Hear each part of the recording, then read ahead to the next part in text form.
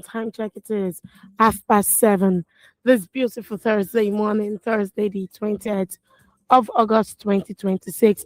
And this is the daily news review on Women Radio WFM 91.7, Nigeria's first and only radio station for women and their families. My name is Hassan Imatila, and I have with me here our analyst, Sumbo Oladipo. Good morning, Sumbo. How are you?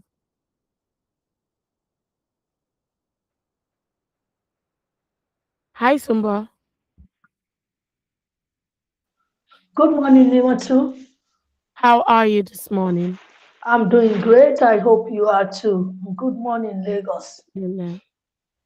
Okay, I'm setting up from the Punch newspaper this morning. We are live on YouTube at WFM 917, and you can listen to us on the go via our website at www.wfm917.com. Starting up from the Punch newspaper this morning, 2027 poll, 571 billion naira campaign spending limit for presidential government government candidates. 30 months after subsidy removal, FG spends 330.6 trillion naira, saves 15.8 trillion naira.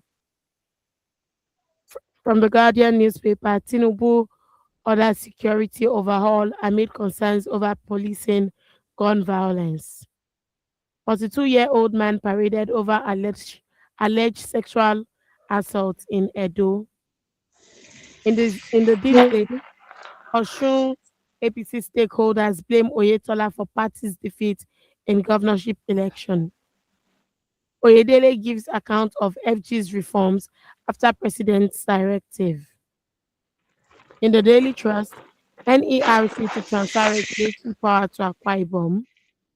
Lightning kills pregnant woman, nursing mother in Bauchi. Our thoughts and prayers are with the family of the people who died. Moving on to the Vanguard, Tinubu's funding turning states around, says Governor Aliyu. Osun APC stakeholders blame Oyetola for party's defeat in governorship election. From the Premium Times, Kano government bans IV fluid blood transfusion at patent medicine stores. Donor courts, government inaction push HIV patients towards death. Uncertainty in rivers, Akwa Ibom. In the nation, FEC approves 558 billion naira National Hospital Cancer Center project. MBC warns broadcasters, others against disinformation and hate speech. In the cable, 24 bandits killed as security operatives foil mass abduction in Katsina. Atiku to Tinubu, published ledger of Federation funds, accounts for subsidy removal gain, gains. We are going to get into that with Stumpo. From the Daily Post, Amnesty raises alarm over Sokoto attack as death toll hits 32. 2027, I'll repeal subsidy if elected president, says Atiku. Sumba, what say you on this headline? The returning of subsidy by Atiku. Yes.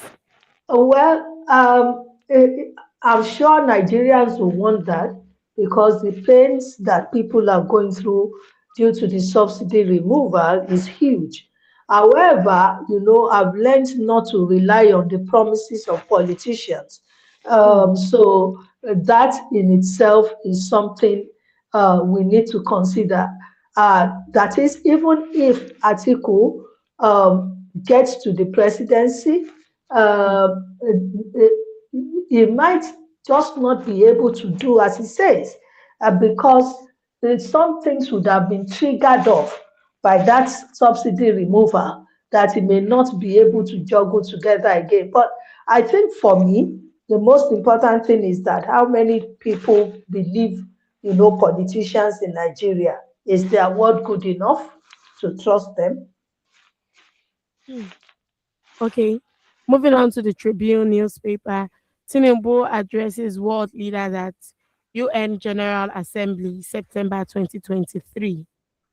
FCT, police arrest 42 suspects for kidnapping, robbery, others. And finally, from the pen pushing this morning, Ogun State government declares August 20th public holiday to mark Isheshe Day. Gunmen attack Governor Adeleke's convoy in Oshogbo. Okay, so for Isheshe Day, it's not only in Ogun State, even Lagos State and Oyo State have declared today a public holiday.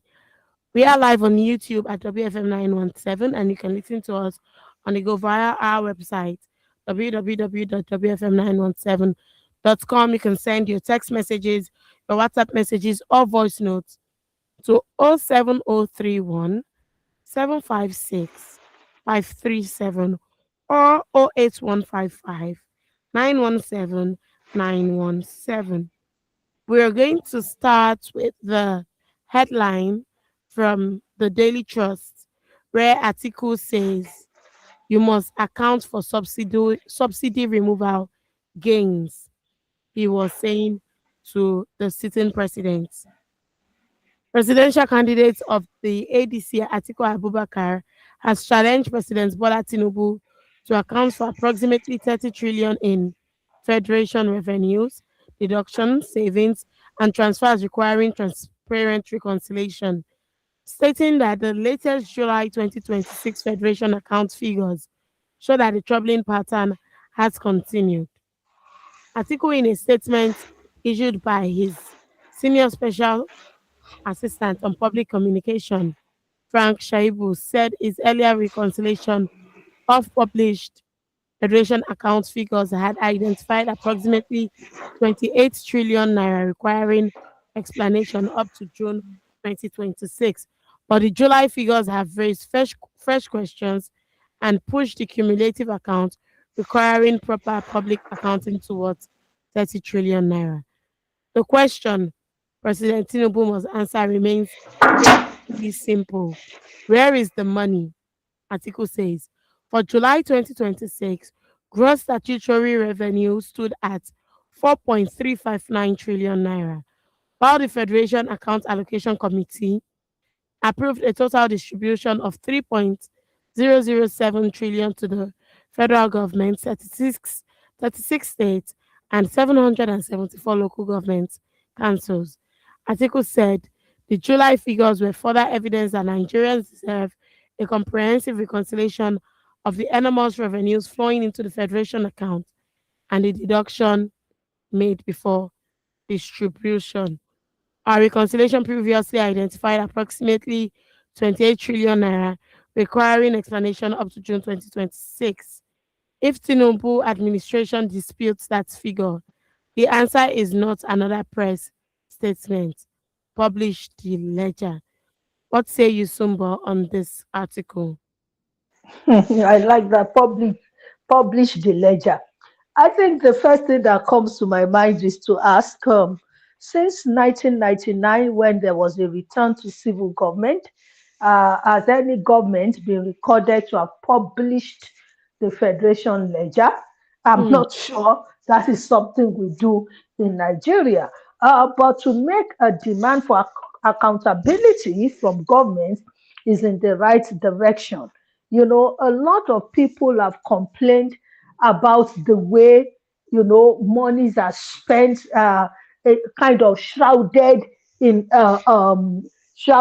secrecy. You don't know what is going into what. You don't, and in all truth, if Nigerians are going through as much pain as they are due to the removal of subsidy, the idea behind the removal of subsidy is that some monies will be saved. At least Okay. all the money that was contributed towards subsidy, towards paying subsidy before, will no longer be doing that. Therefore, we can pull those monies together, and those monies were supposed to have been spent on things that will ease the pain of the people, that will kind of act as a buffer. So, and the truth of the matter is, I don't think Nigerians are seeing anything like that. It gets tougher and tougher by the day. We're not seeing any anything that is helping out. So it's a question that not only Atiku or the opposition should be asking, it's a question that every Nigerian should be asking. But whether the government will respond to that question or not is another thing. Particularly this government, they do not have, a penchant for responding to such, accountability questions. I'm not sure this one will go another way. Hmm. But yes, shout out to Atiku for putting that out there. Okay, so do you think the such institutions like the National Assembly, the Auditor General, and the civil society have any role in ensuring transparency over the subsidy funds and publishing the ledger, like Atiku said? Well, ideally, they should statutorily, they do. I mean, particularly the National Assembly. But the unfortunate thing about that is that the National Assembly, the judiciary are both merged with the executive to be one. So you no longer have a separation of powers the way it should be in Nigeria. And so when you have a legislature that sings on your mandate we stand, a legislator that is always in agreement with the executive.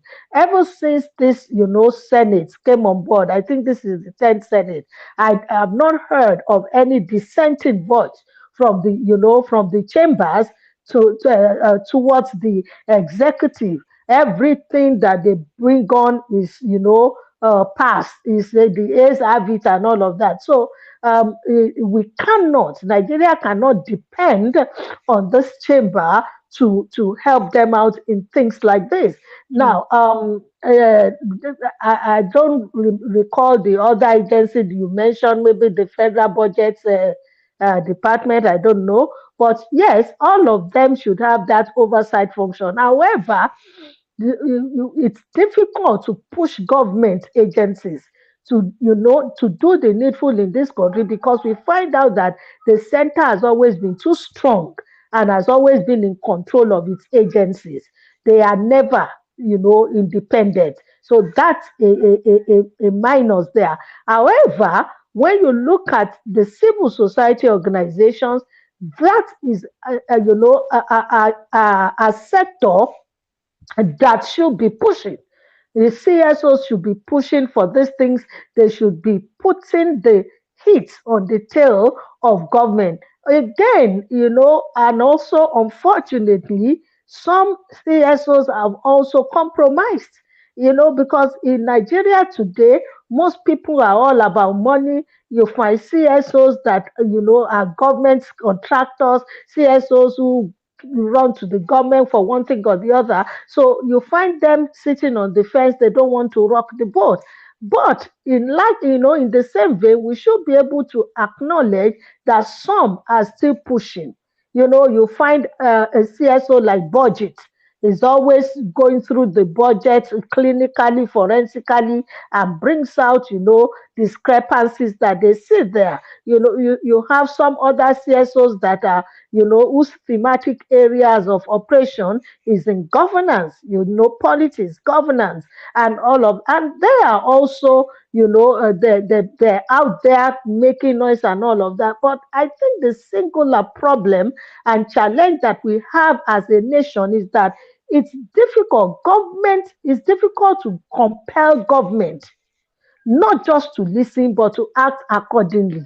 In Nigeria, is the winner takes it all. And I think that that is something that we should continue to push against advocacy, that every Nigerian citizen, you and I should also rise up and, put accountability on the forefront and make demand of it from government in every little way that we can.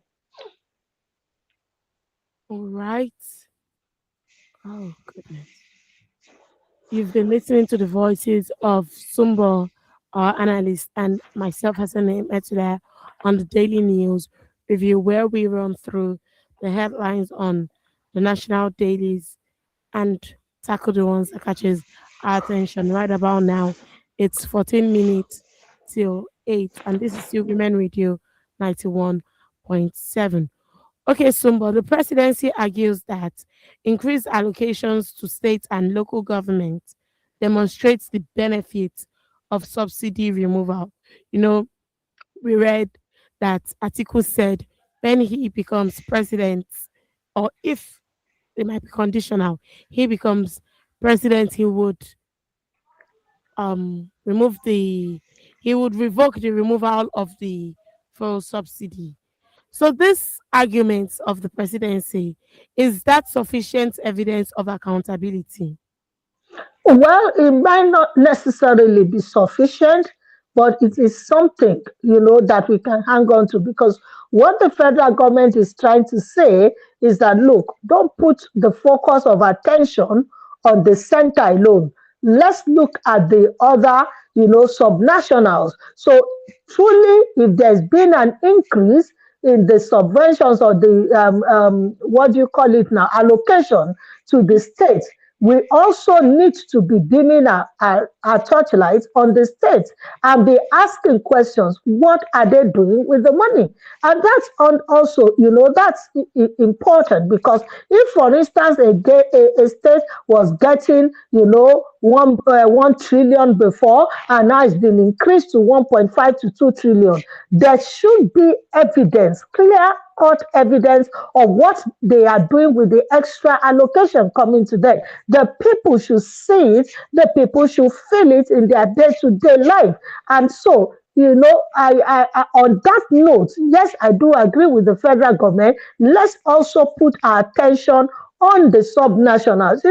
Every time it's also always the federal government, but there is, a division of labor, so to speak. There is federal, there is state, there is local government. Recently, I know that, it's been said that allocations to the local governments would also be paid to them directly. If that has been accomplished, what changes have we seen in local government? Because in this country, local government has been dead and moribund and in a state of coma for years. Nobody feels their presence. The only presence of local governments that we feel is in them demanding money here and there, and legalizing illegality.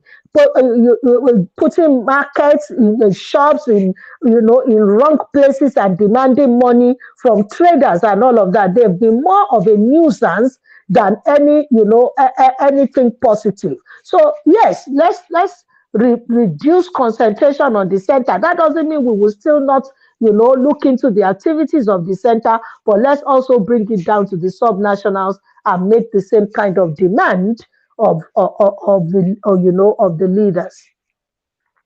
Okay, thank you so much. Then this removal of fuel subsidy, it raised a lot of questions amongst people, and it made things uncomfortable for some people, or should I say people at large. So has this removal of the fuel subsidy translated into visible improvement in infrastructure, education, healthcare, or social welfare as originally promised? Well, for me, it's difficult to give a yes or a no answer. And the reason being that the problems that I saw before are still persistent. I mean, in my side of town where I live, there are things that, that were not even there before that are there now in the negative.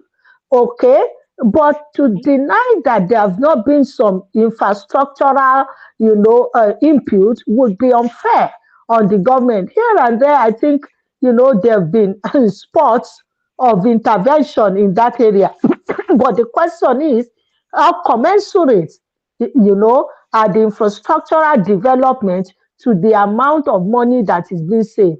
Because there's no accountability, you never know. And for me, the way I see the government in Nigeria is that even when they come and put those infrastructure in place, it is not necessarily because they feel they need to service the people. It is because they're looking for pointers, something that they can point out and say, the government did this, and they can use to campaign, and so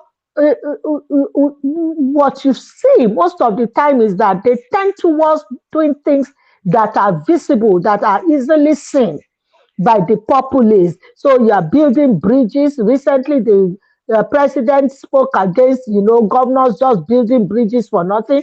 They build bridges, they build roads, and all of that. And some will go as far as, putting up an airport, whether it is needed or not, whether it is going to be able to service commercial activities or not, just for people to see and say, oh, but there are more salient needs than that.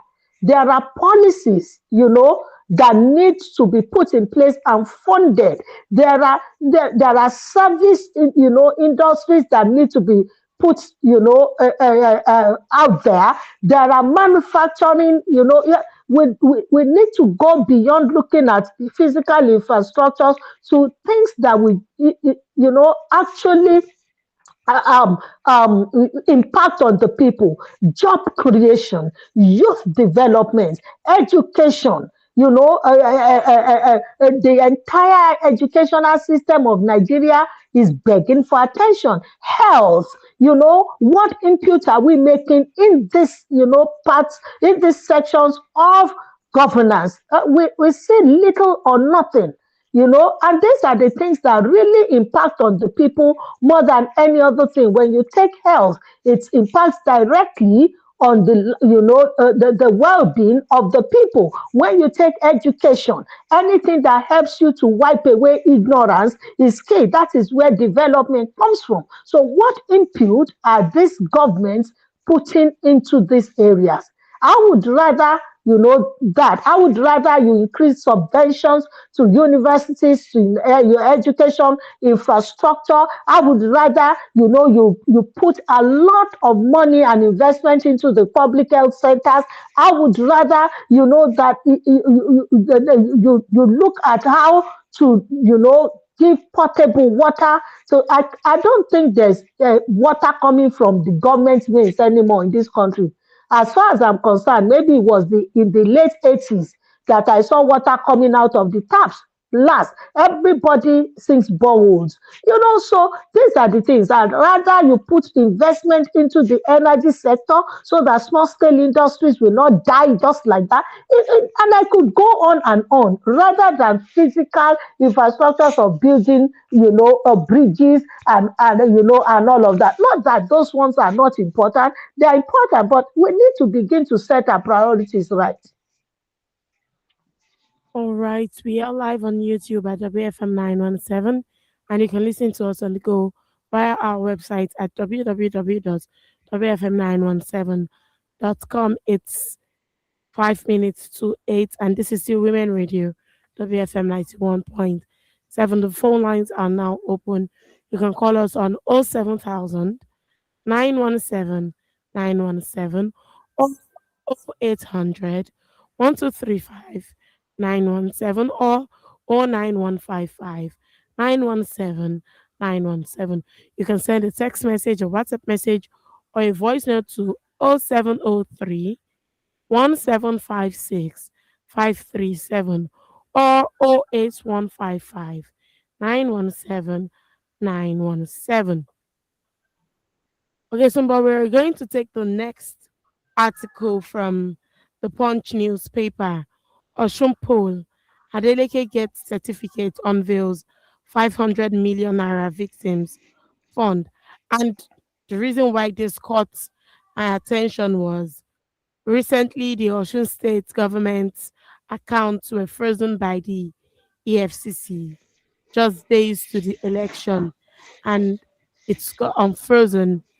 The Adeleke also dropped the charges against EFCC, said no reason to go to court again. So when I saw this, I was like, oh, we have to get into this with Sumbo. Osun State Governor Ademola Adeleke on Wednesday received his certificate of return from the INEC and announced plans to establish a 500 million naira election violence victims endowment fund. The certificate was presented to him by the INEC National Commissioner representing the Southeast, Professor Kunle Ajayi, at an event attended by political associates of the governor and members of his cabinet. The Punch reports that Adeleke was declared winner of the governorship election by the state returning officer of INEC, Professor, Professor Joshua Ogunwole, on Sunday. Adeleke polled 511,000 511 and 67,000 votes to defeat the APC candidate Bola Oyebamiji, who scored 444 444,815 votes. Speaking during the ceremony, Adeleke lauded the roles played by different segments of the state in his victory at the poll. He said this certificate does not belong to Ademola Adeleke alone. It belongs to the people of Osun State, our workers, men and women, youth, traditional and religious leaders, and every citizen who participated in this democratic process. He says he's deeply humbled by the confidence they have renewed in him. Speaking on those injured and killed in the build up to the election, the governor said a verification and relief committee to be chaired by the Speaker of the State House of Assembly, Adewale Egwedun, would administer the fund and oversee the transparent identification of victims and equitable distribution of support. But even in victory, we must be sober in reflection. Citizens were injured, properties and livelihoods were destroyed, and most painfully, precious lives were lost. Hmm. It is deeply painful that any family should have to bury a loved one because of politics. No election, political office, or ambition is worth the life of a single citizen. Sumba, what say you on this? Well, that is a step in the right direction. This is not a first occurrence in Nigeria that, we play politics, and in the midst of that, in the process, violence comes in and people lose their lives.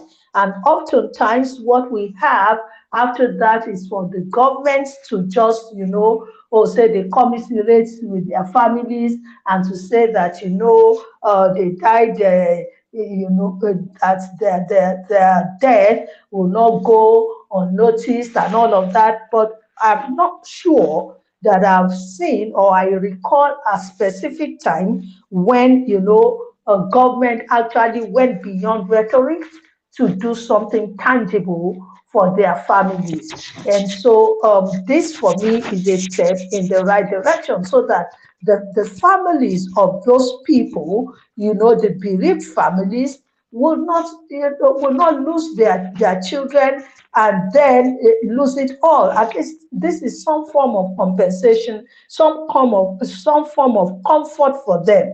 A number of the deceased, some of them might have families of their own, a wife, children, husbands, whatever. At least if a man, is amongst the deceased, take for example, he has a wife, he has children, ideally should have been the breadwinner of the family, but now he's gone. Of course, there's a lot that is going to be happening, there's a lot that is going to be needed by the bereaved wife and children. So to promise them that their children will go to school on scholarship, at least that is education assured.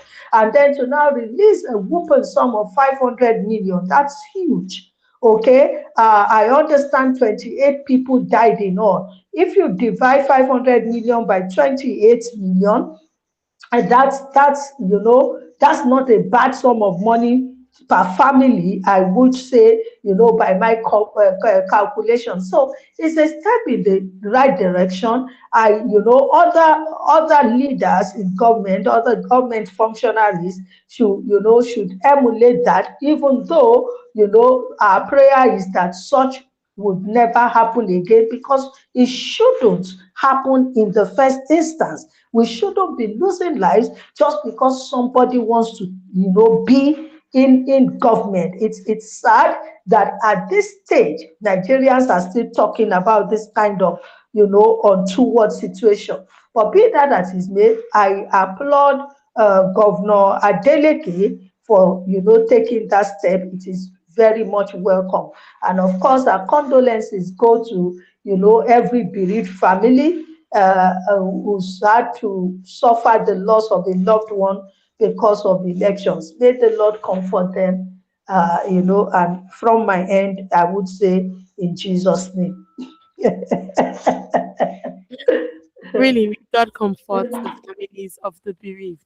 So, Sumbo, I like asking this question. Whenever we discuss the opposition, I always ask, are they just waking up to their duties, or are they trying to tackle the sitting president? So now, in this situation, do you see this initiative as a genuine humanitarian intervention, a political gesture, or a combination of both? I would say all of the above, as we used to say, in school. All of the above. You find out that the average Nigerian politician doesn't do anything just for the sake of it. He does it to score a point. When he gives to a cause, he brings the cameras, and it's all out there in the press because, they're trying to sell their brand. They are trying to market their brand. So every politician in Nigeria is like that. They do things, and that's why everywhere they go, they carry press people along with them. Okay, I saw something on X. I think it's the governor of Ekiti State who sat with a couple of people, young people, and was saying, "I pay you a lot of money. You are not managing a social media platforms well, so because it's looking for a presence out there that is probably not seeing enough of. So yes, I mean, it's always something with which to score a political point. But at the same time, we must not also discountenance the fact that for some of them, there's actually a genuine humanitarian feeling, compassion. Then some of them are, by virtue of their makeup, by virtue of their persona, they're givers, show empathy to others. So you can talk about that. The Adeleke family, to the best of my knowledge, are a philanthropic family. Even before they came into governance, you could see their help here and there. The university scholarships that they give up and down, and that's why in Osun State the name is huge, okay, in the hearts of the people. So it might just be an extension of that Governor Ademola Adeleke is doing. It's a step in the right direction. So, let me take you to, the holy books. There's a portion in the Bible that says that, some preach Christ out of love and some preach him out of envy. Whether it's out of love, genuine love, or out of envy, let him be preached. Okay, so it's the same thing. Whatever the motive, if the outcome is right, oh, it's welcome. We want it. Hmm. Okay. Anyway, Mayor from Ikotun says, nice morning to everyone in the studio. Please, Mr. AFCC Chairman, kindly channel the recovered fund for APC campaign, because for APC to get some votes, they have to buy voters with at least 50 to 100K. Hmm. We all know how many billions of naira was wasted in Osun State's election. I remember very well when Patient Goodluck, the then First Lady, said, whenever you hear APC, stone them. Oh God, arise and trouble those who are troubling Nigerians. Ajayi Olusoga says political differences should never lead to violence. Authorities must investigate and hold those responsible accountable. May peace prevail in Osun and Nigeria. Amen. Amen to that. Anyway, mhm, you can call us on 07000 or 09155 or 0800 1235917. Would really love it if you join this conversation this morning. I'm going to take a voice note now. Good morning, good morning. Additional was my name. I'm calling from Ikorodu. On the finance minister explanation on subsidy removal and the savings. Well, I know personally is that before the coming on board of this current Mr. President, the money the VAC are sharing then was around 700 billion naira among the 3 tiers of government comprising of federal government, state and local government. But as of today, it is quite clear that they are sharing billions of naira. And one of the reasons why this current sharing, the humongous amount of money shared by this 3 tier of government is that insecurity is one of the impediments that did not make citizens of this country feel this humongous amount they are sharing. Because most of the states, this insecurity have created one problem and the other. To the extent that many people are fleeing their community, while others are not unable to go to the farm. Some are unable to open their business premises due to insecurity. And I want the federal government and state government especially to take note of giving contracts to the local contractor and insist they must do quality goods for the good people of this nation. Why am I saying this? Any contract given to foreign contractor, mostly maybe they will source maybe 30% of their resources that they want to use in this contract, they will source it locally, and over 50% will be sourced internationally. And once they source their material internationally, most of this money will go outside the country. And federal government must go further by make sure local government autonomy is implemented to the letter. Why am I saying this? Local government are the closest government to the citizen of Nigeria. And if the state government are still sitting on their money, which means they will be dictating, just take and pay salary and do some merriment, this will not help us. But if they got full autonomy and they are on their own, even the people of local government is easier for the people of community to come together and say, come, Mr. Chairman and the rest of the council, how are you people spending our money?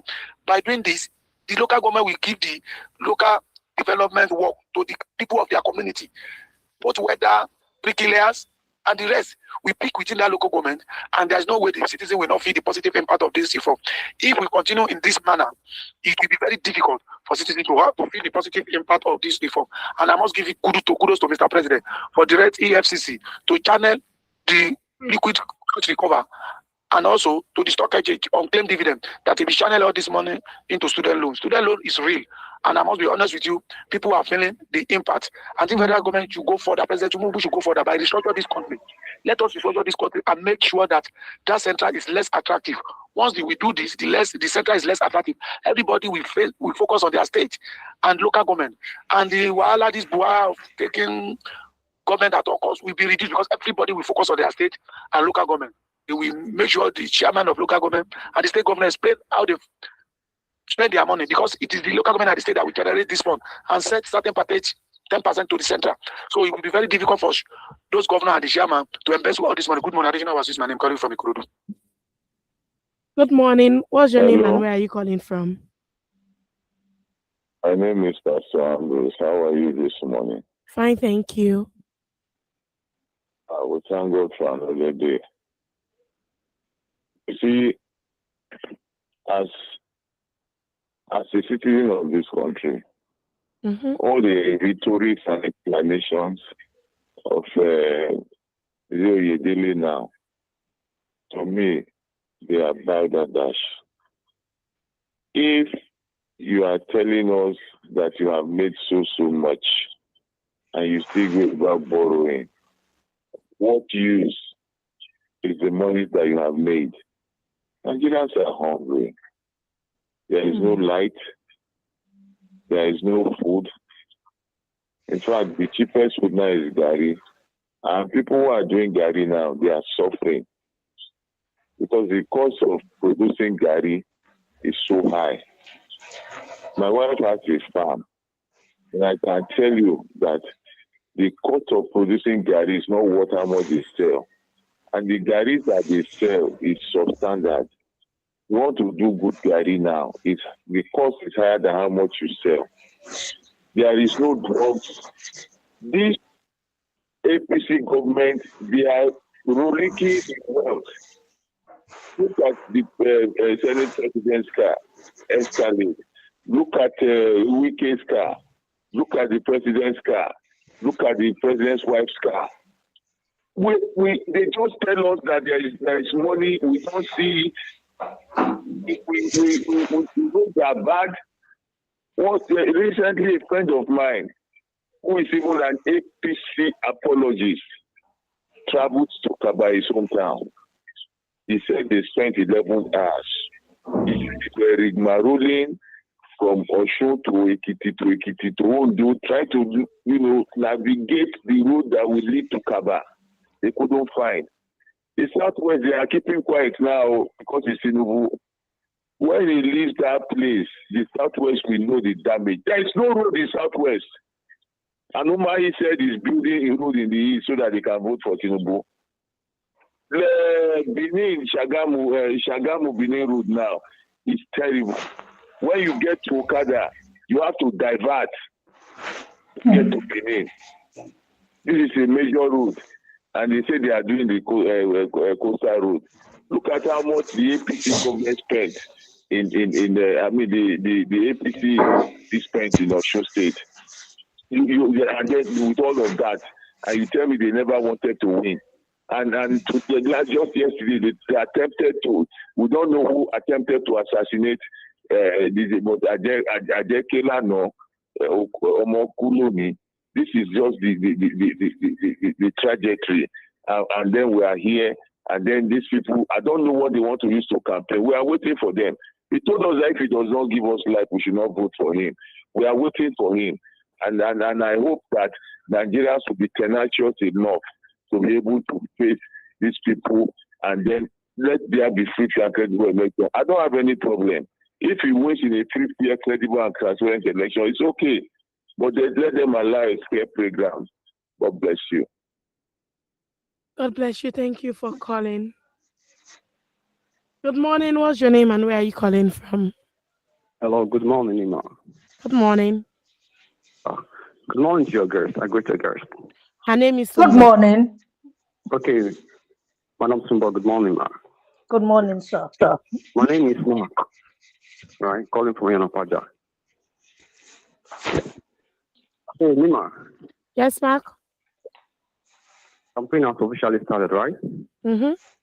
Yes. Yeah. So, if you ask me my expectations, I'm expecting lies, more lies, and more lies, and propaganda from the camp of the opposition. Mm. That's what I'm expecting. I'm expecting nothing less than that. Right? You've heard one of them say that there is no road in Southwest. I never knew. Look at Southwest East. There's no road. Wow. That's the breaking news. Right? So I thought when PDP was in power, all roads have been fixed. PDP has done an incredible and tremendous job. Roads have been fixed everywhere. They were the best in government. Yet today, I'm hearing that there's no road in Southwest. So what has PDP been doing for 15 years? That they not build any road. They never fixed any road. No roads in Southwest. So if there is no road in Southwest, that generates the most IGR in the entire 6 geopolitical region. So what would have happened in the Southeast, in the South-South, in the Northeast, in the North-Central, and in the Northwest? Which means they will have been living in bushes or forest. Do you understand? That's the logic of the critics of the government, of the noisy minority, of the opposition. They will lie and keep lying and keep lying just to bring up the government. That is the MO, right? But for this morning, I want to commend the Minister of Finance and I want to commend the